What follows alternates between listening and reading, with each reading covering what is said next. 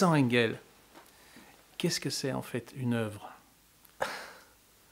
C'est un jeu de mécano, je dirais, quelque chose qu'on construit petit à petit en ayant au départ quand même, sinon le détail de ce que ce sera à l'arrivée, en tout cas une vision assez précise vers quoi on se dirige.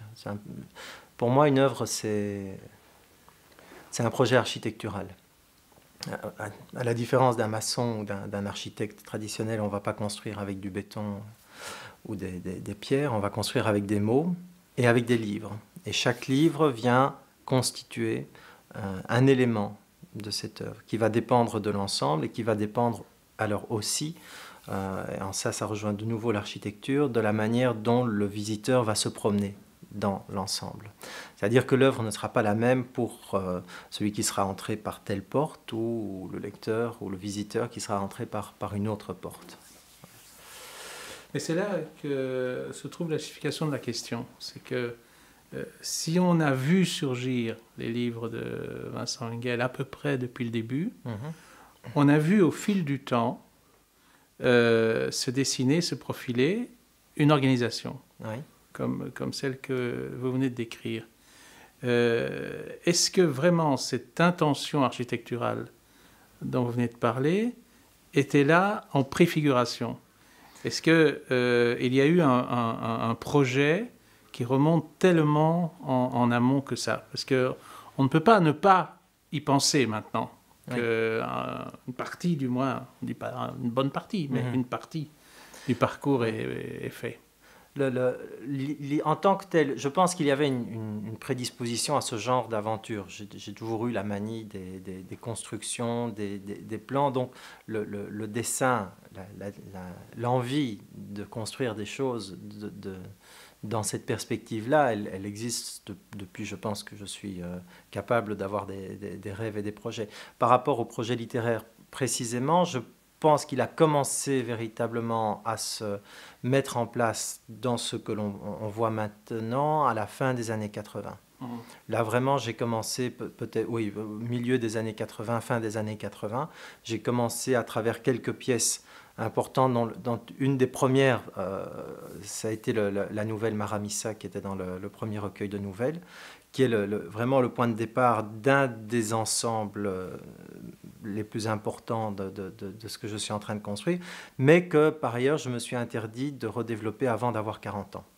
Donc, ça veut dire que je vais m'y atteler maintenant. Enfin, j'y réfléchis depuis 20 ans, presque sans interruption, mais je vais vraiment commencer à l'écrire maintenant. Et tout le reste s'est articulé. Donc, c'est vrai qu'on voit des éléments qui existent déjà et qui sont en... L'ensemble autour de l'Italie est assez cohérent, mais ça n'est qu'une toute petite partie dans cet ensemble-là. Et donc, ça va surgir un peu partout et il y aura des éléments pour établir une sorte de colonne vertébrale de cet ensemble-là. Oublions Adam Weinberger, qui est un roman absolument essentiel dans ce qu'on a publié depuis 10 ans, ici, et en francophonie. C'est un livre qu'on n'attend pas nécessairement d'un écrivain aussi jeune.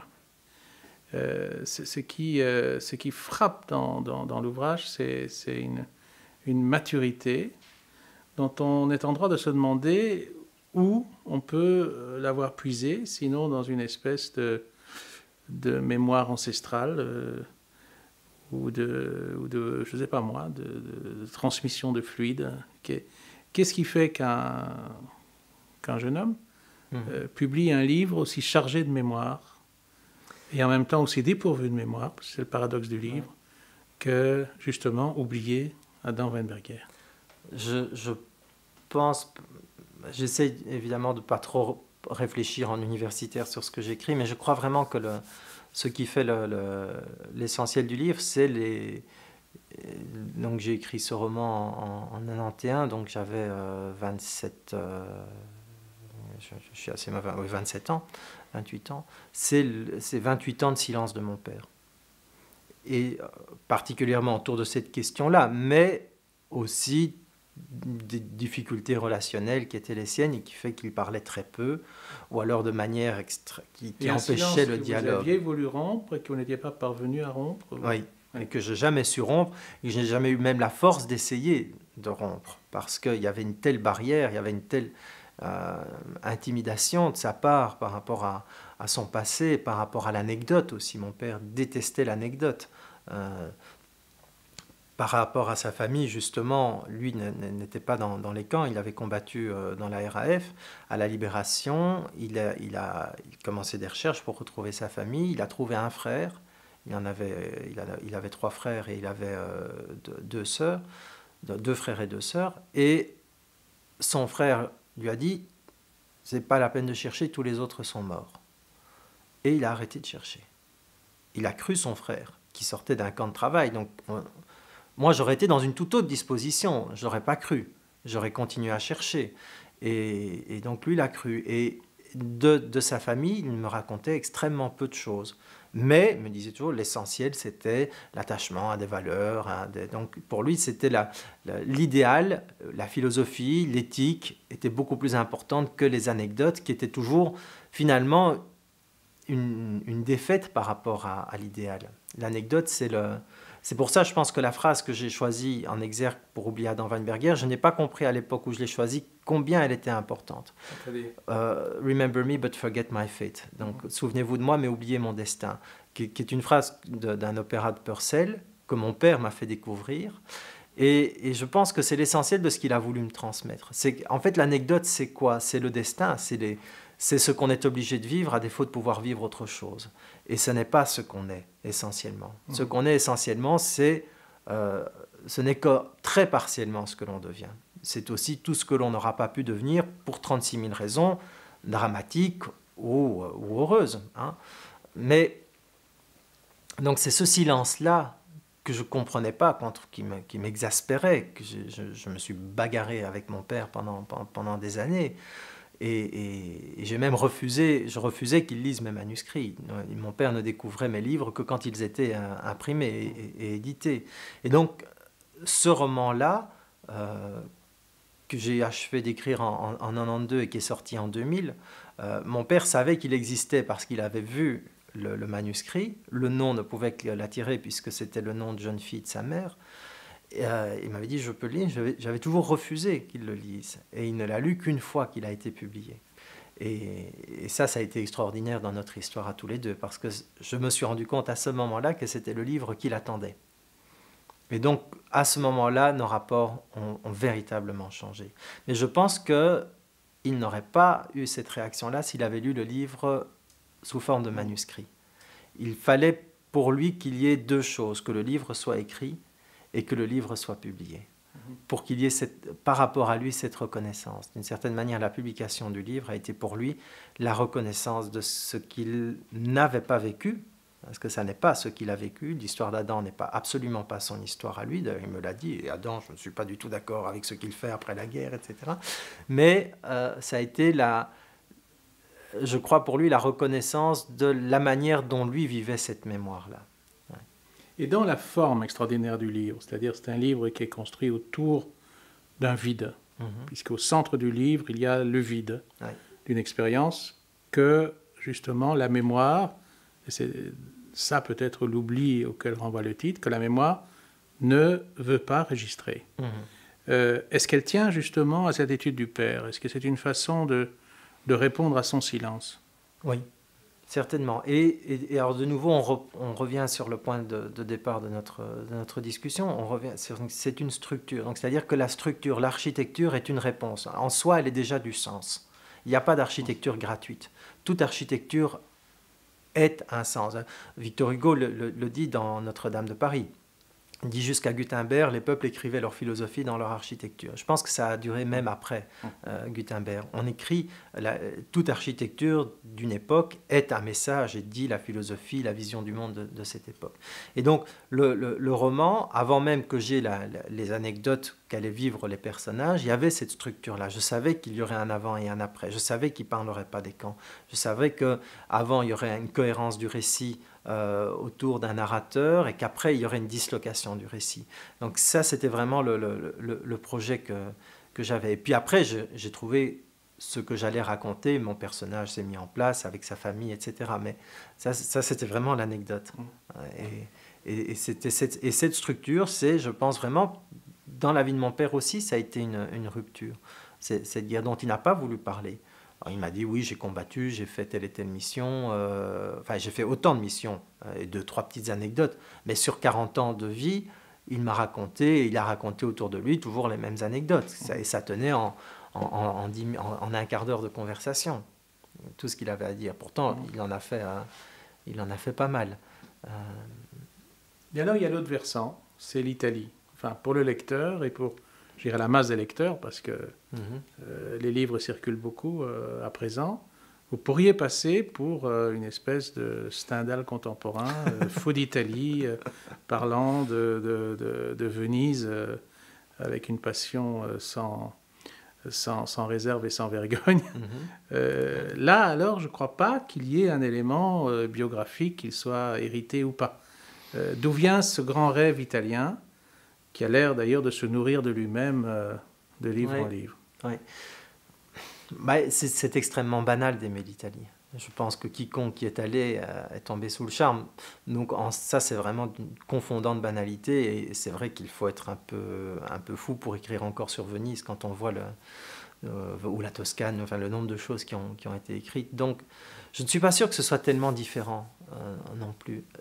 Parce que ce que je découvre aujourd'hui et qui me perturbe beaucoup depuis le décès de mon père, c'est que et je vais répondre à la question, même si je prends un sentier détourné pour y arriver, pendant plus de 30 ans, j'ai cru que j'écrivais pour ma mère et contre mon père.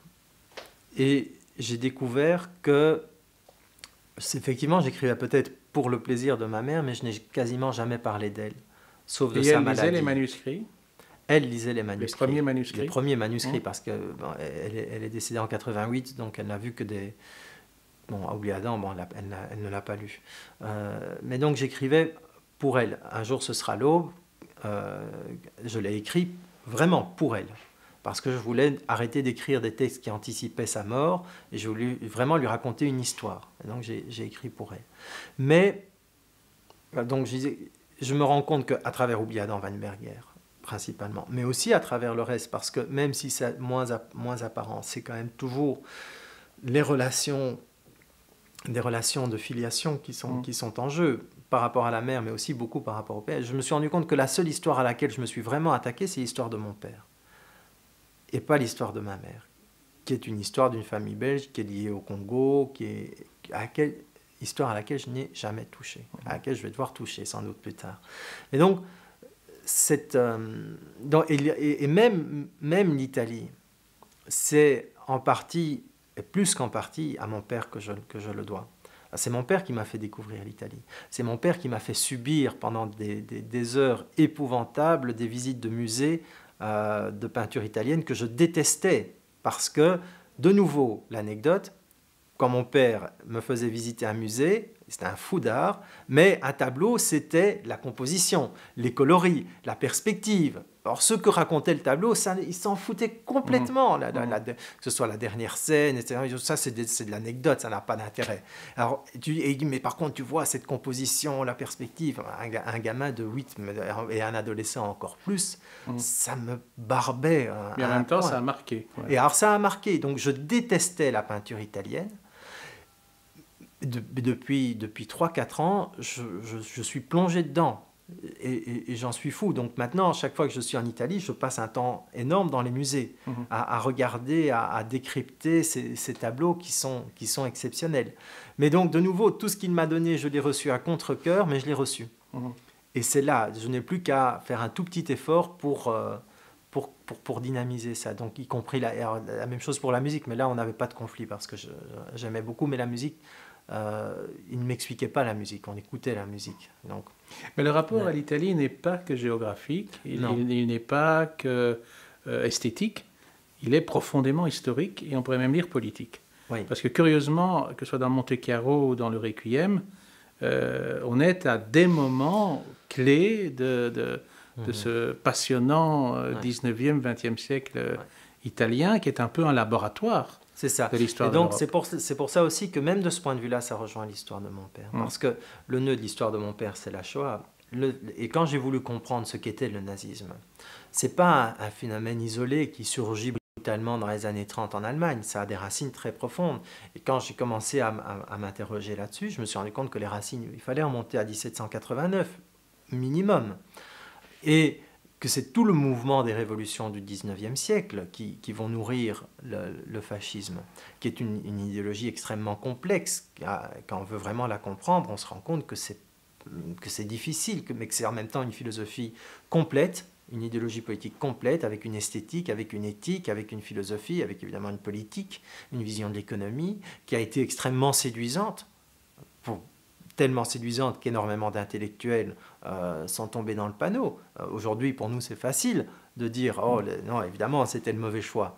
Mais à l'époque, beaucoup se sont laissés prendre, se sont laissés séduire. Même les gens de la revue Esprit, dans l'entre-deux-guerres, étaient assez béats d'admiration pour le fascisme. S'entend bien qu'il y avait des dangers, mais en même temps, on se dit « Quelle force, quelle énergie, quelle vitalité hein, contre cette démocratie libérale pantouflarde, embourgeoisée et insupportable. » Donc, ce mouvement de la révolte et des révolutions, qui est pour moi une des questions les plus importantes. La capacité de révolte, c'est le fondement même de l'être humain. Et ça, évidemment, me ramène à cet auteur qui est capital pour moi, qui est Camus. Cette capacité de révolte qui fonde l'humanité et la manière dont l'histoire la détourne pour en faire la révolution, qui est très souvent, comme Camus le disait, la pierre roulée sur les idéaux de la révolte. Et alors pour ça, évidemment, l'Italie est un laboratoire extraordinaire. Plus que l'Allemagne, parce qu'en plus j'ai une affinité naturelle que je ne peux pas expliquer, mais qui n'est pas très compliquée à comprendre avec l'Italie. La première fois que j'ai mis le pied en Italie, j'ai eu un vrai coup de foudre, un peu le sentiment de rentrer chez moi. Et ça n'a fait que s'amplifier depuis. Donc, et en plus, historiquement, j'avais là vraiment une terre idéale, une histoire extraordinaire. Il y a eu le Risorgimento, il y a eu la naissance du fascisme, il y a eu dans les années 70, il y a eu le terrorisme, le Brigade Rouge. Donc, tout ça fait que je n'ai pas fini d'explorer, mais que ça se rattache toujours. Bon, Venise, le premier ghetto, hein, aussi. Donc, tout se rejoint là avec... En plus, la culture, la musique, la peinture et la littérature.